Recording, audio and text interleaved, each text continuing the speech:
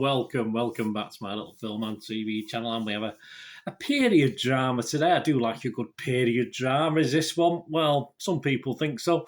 More on that, my opinions as we're going through it. Mr. Malcolm's List we're going to look at today, a PG rating, 1 hour and 57 minutes. Yeah. Too long. Directed by Emma Holly-Jones, written by Suzanne Allain, based on the novel of the same name. Yes, I'm glad I didn't give that a read, that's for sure. It stars Frida Pinto, Sophie Dirisu, Oliver Jackson-Cohen, Ashley Park, Zoe, or is that how you pronounce it? Zoe Ashton, and Theo James. Rotten Tomatoes audience, they quite like it. 82% positivity. Okay. And Internet Movie Database, Joe Public, not so hot on it, but obviously it's unusual. It's 5.3 out of 10, which is low. It's a bit below what we like to see. But if you look at the breakdown of that, there's a few 1 out of 10s, more 1 out of 10s than 10 out of 10s, which I've ignored, and that probably skewed the scores a little bit. Because if you look at the breakdown, there's 428 people scored it between 6 and 9, and 180 scored it between 2 and 5. So overall, a 70% positivity. So that sounds pretty good. It's about a young woman in 1800s England helps a friend to get revenge, or tries to help a friend to get revenge on a suitor who rejected her for failing a requirement on his list of qualifications for a bride. I think we should all have those. I don't see it on qualifications for a groom as well. No problem with that whatsoever. What are they saying about it, the critics? Well, as I said, Rotten Tomatoes audience liked it. Rotten Tomatoes critics liked it. Yes, 82% positivity there, based on 85 reviews. An average rate of 6.6 out of 10. That's 70 fresh and just 15 rotten.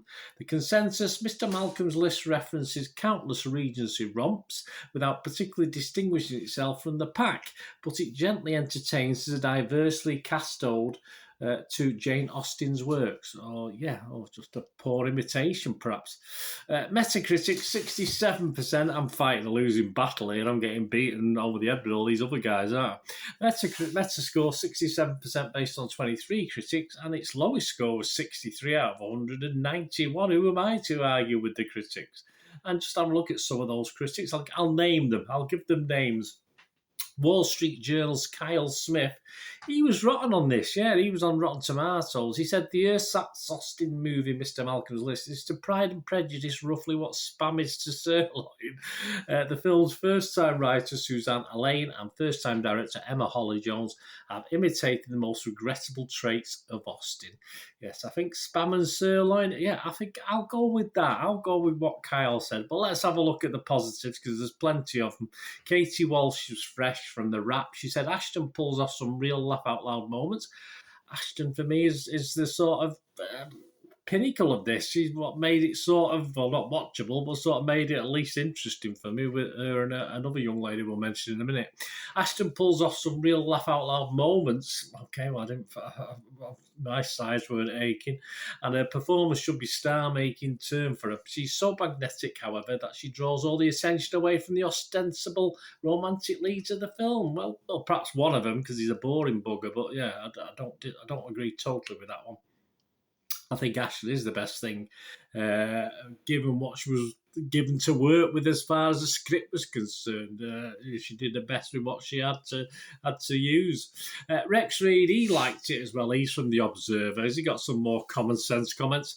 Mr. Malcolm's List is a lavishly photographed romantic period piece with a cast of enchanting unknowns. At least I knew at least 4 or 5 of them, that attempts to be colourblind. Yes, Jane Austen's social satire. Its failure is nevertheless lovely to look at and worthy of attention. Yeah, I'm sure it is. You're like looking at a nice painting for 2 hours. Nice to look at, yes. Yep, a couple of the characters, yes. I will mention the other young lady in a minute, definitely, but Movie Nation's Roger Moore, though, he was one of the lowest on Metascore, but he still gave it a 63. He said, what is here a good, if not all-star cast? Okay. Colourful characters, the settings of the story, just charm enough to get by, even if no one will ever confuse Mr. Malcolm's List for sense or sensibility. Well, there's not a cat in hell's chance of that happening.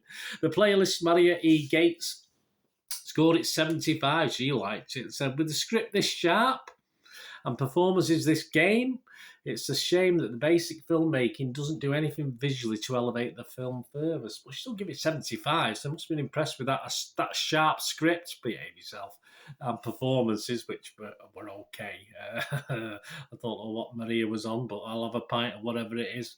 And that brings it to me. I've been a bit critical, As I said, I do. You might say, Bernard, do you like period dramas? I love period dramas. I've not caught with Bridgerton recently, but I'm a big Downton Abbey fan. I'm a big Sense and Sensibility, Pride and Prejudice, you name it. I'm a sucker for that sort of thing. But there's just not enough fun in this for me. It is a romantic comedy. One of the critics said it was hilarious. I don't know where she got that from. There's not enough fun characters for me, and storyline to justify certainly a 2-hour run, which is what we get with it. It is nice, of course. It is. It's pretty.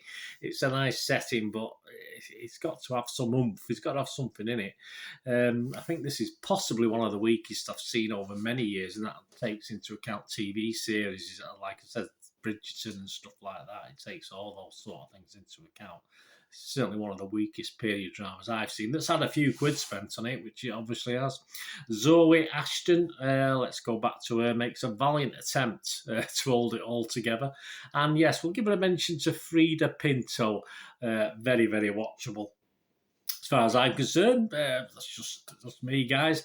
But the big but, Mr. Malcolm, the big but, Soapy Dirisu, who plays Mr. Malcolm, has a charisma, I'm afraid, of a slug as his character. Anyway, I don't know what it's like on a night out with the lads. I have no idea, but I'm sorry, there's just nothing. I mean, a character like him that is supposed to be disliked for his list, if you like, it has to have some redeeming qualities in such this sort of period rom-com, and he just hasn't. I mean, I feel sorry, Frida Pinto, character. I just wanted to run off and ignore him totally. He's awful, and an ending that should be nice and pleasant for me just ruined the whole film because I don't think he deserved anything. He deserves to be a bachelor for the rest of his life, as far as I'm concerned, based on what we saw.